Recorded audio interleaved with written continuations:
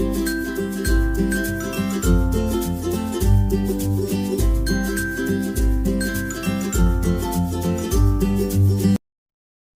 Friends, જય શ્રી કૃષ્ણ. મારા કિચનમાં તમારું સ્વાગત છે.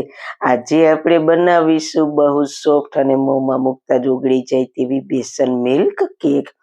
બેસન બરફી યા બેસન લાડુ તો તમે ખૂબ જ ખાધા હશે, પણ આવી બેસન મિલ્ક કેક ક્યારેય નહીં ખાધી હોય.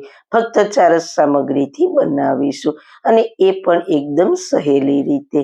તો ચલો બનાવવાનું સ્ટાર્ટ કરીએ. રેસીપી સ્ટાર્ટ કર્યા પહેલાં જો તમને મારી રેસીપી ગમતી હોય અને હજુ સુધી ચેનલને સબસ્ક્રાઈબ ના કરી હોય તો પ્લીઝ સબસ્ક્રાઈબ કરજો અને બાજુમાં આપેલ બેલ આઇકન પ્રેસ કરજો, એટલે નવી નવી રેસીપીના નોટિફિકેશન મળતા રહે. વાળના તમામ પ્રકારના પ્રોબ્લેમ સોલ્વ કરતું આયુર્વેદિક તેલ, જે અમે લોકો ઘરે જાતે તૈયાર કરીએ છીએ, કોઈ કેમિકલ્સના ઉપયોગ વગર, બિલકુલ નેચરલ છે. ઘણી આયુર્વેદિક જડીબુટી ભેગી કરી આ આયુર્વેદિક તેલ તૈયાર કરવામાં આવે છે.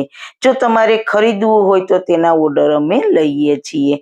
ઓર્ડર કન્ફર્મ કરવા માટે વોટ્સએપ નંબર સ્ક્રીન ઉપર જોઈ શકો છો. જો તમારે આ તેલનો પૂરો વિડીયો જોવો હોય તો તમને આ ચેનલ પર મળી જશે, અને ડિસ્ક્રિપ્શન બોક્સમાં લિંક પણ મૂકેલી છે. સૌથી પહેલા બેસન મિલ્ક કેક બનાવવા માટે કડાઈમાં 1 કપ દેશી ઘી લઈશું. તેમાંથી 2 ચમચી જેટલું ઘી રાખીશું, બાકીનું ઘી ગરમ થવા માટે મૂકીશું. ઘી ગરમ થાય એટલે તેમાં 2 કપ ચણાનો લોટ, ગ્રામથી જોઈએ તો 250 ગ્રામ ચણાનો લોટ લીધો છે. લોટને ઘીમાં સારી રીતના મિક્સ કરીને શેકી લઈએ. ગેસની ફ્લેમ ધીમી રાખીશું. હાઈ ફ્લેમ નથી રાખવાની, એ વાતનું ખાસ ધ્યાન રાખજો, નહીતર ચણાનો લોટ આપણો બળી જશે.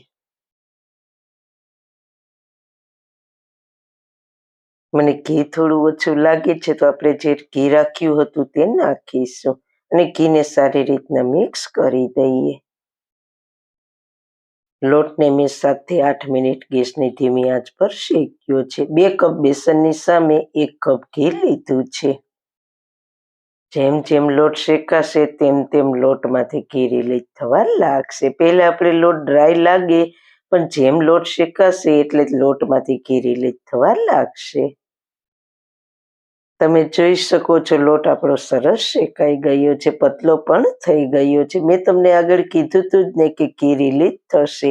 ખુશ્બુ પણ સરસ આવવા લાગી છે અને કલર પણ ચેન્જ થઈ ગયો છે. ટોટલ લોટને શેકાતા 14 થી 15 મિનિટનો સમય થયો છે. લોટને સારી રીતના શેકવો ખૂબ જ જરૂરી છે. જો કાચો રહેશે તો આપણી બેસન મિલ્ક કેક પરફેક્ટ નહીં બને અને ટેસ્ટ પણ સારો નહીં આવે.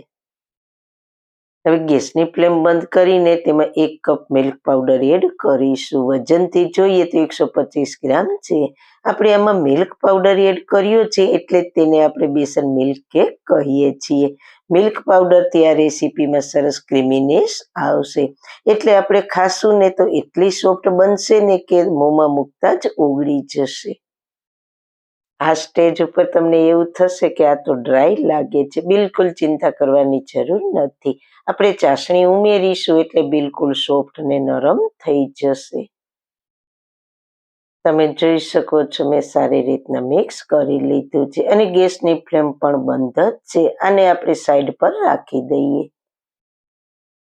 હવે આપણે બનાવીશું ખાંડની ચાસણી. તો તેના માટે એક વાસણમાં લઈશું 300 ml પાણી. તેમાં પોણો કપ અને વજનથી જોઈએ તો 150 ગ્રામ ખાંડ એડ કરીશું. મીડિયમ ગેસની ફ્લેમ પર ખાંડને પાણીમાં સારી રીતના મિક્સ કરી લઈશું. તમે જોઈ શકો છો ખાંડ ઓગળી ગઈ છે. હજુ આપણે 6 થી 7 મિનિટ પકાવીશું. આપણે કોઈ ચાસણી નથી લેવાની, ફક્ત મધ જેવી ચીકણી થાય ત્યાં સુધી પકાવીશું. હવે ચેક કરી લઈએ. તો બસ આવી ચીપચીપા જેવી થઈ જાય એટલે ગેસની ફ્લેમ બંધ કરી દઈશું. હવે થોડી થોડી કરીને લોટમાં એડ કરીશું અને સારી રીતના મિક્સ કરીશું. જો આમાં તમને લમ્સ જેવું લાગે તો સ્પેચ્યુલાની મદદથી પ્રેસ કરીશું. જેમ જેમ આપણે ચાસણી મિક્સ કરીશું તેમ તેમ બધા જ લમ્સ મિક્સ થઈને સરસ મિશ્રણ તૈયાર થઈ જશે. બાકીની ચાસણી પણ એડ કરીને સાથે બેસન મિલ્ક કેકને ફ્લેવરફુલ બનાવવા માટે થોડો ઇલાયચી પાવડર એડ કરીને સારી રીતના મિક્સ કરી દઈએ. આ સ્ટેપ પર તમારી ઈચ્છા મુજબ તમે ડ્રાયફ્રૂટ પણ ઉમેરી શકો. હવે ગેસની ફ્લેમ ચાલુ કરીને આપણે 3 થી 4 મિનિટ પકાવીશું, એટલે બેસન મિલ્ક પાવડર અને ખાંડ સારી રીતના કૂક થઈ જાય. અત્યારે કઢાઈને ચીપકે છે, પણ જેમ જેમ તે કૂક થશે તેમ તેમ તે કઢાઈને છોડવા લાગશે. તો 3 થી 4 મિનિટ પછી તમે જોઈ શકો છો એકદમ સરસ સાઇન આવે છે, કઢાઈને પણ છોડવા લાગ્યું છે. તો આપણી બેસન મિલ્ક બરફીનું મિક્સર તૈયાર થઈ ગયું છે. તો તેને સેટ થવા માટે મેં એક પ્લેટમાં બટર પેપર લગાવીને ઘીથી ગ્રીસ કર્યું છે, એટલે ચીપકે નહીં. તેને સારી રીતના સ્પ્રેડ કરી દઈએ.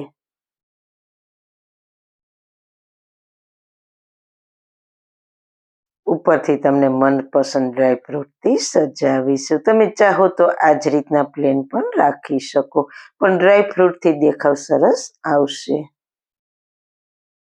હવે સ્પેચ્યુલાની મદદથી હળવા હાથે પ્રેસ કરીશું, એટલે કાઢતી વખતે બહાર ના નીકળે. હવે આ બરફીને સેટ થવા માટે 3 થી 4 કલાક માટે રહેવા દઈશું રૂમ ટેમ્પરેચર પર. જો તમારે ફ્રીજમાં સેટ થવા માટે રાખવી હોય તો પણ રાખી શકો. 3 કલાકમાં તમે જોઈ શકો છો પરફેક્ટ સેટ થઈ ગઈ છે. હવે તેને કટ કરીશું. તમે તમારી ચોઈસ પ્રમાણે નાના મોટા પીસમાં કટ કરી શકો છો. કટ કરતા જ તમને એવું નથી લાગતું કે મોઢામાં મૂકતા જ ઓગળી જાય તેવી બની છે? તો આપણી સુપર ટેસ્ટી બેસન મિલ્ક કેક તૈયાર છે. તો જરૂર એકવાર ટ્રાય કરજો. તો સારું ખાઓ, ખુશ રહો. આવી સરસ રેસીપી જોવા માટે તમારો ખૂબ ખૂબ આભાર. મારી રેસીપીને લાઈક કરજો, શેર કરજો, મારી ચેનલને સબસ્ક્રાઈબ કરજો. ફરી મળીશું નવી રેસીપી સાથે. ત્યાં સુધી બધાને મારા જય શ્રી કૃષ્ણ.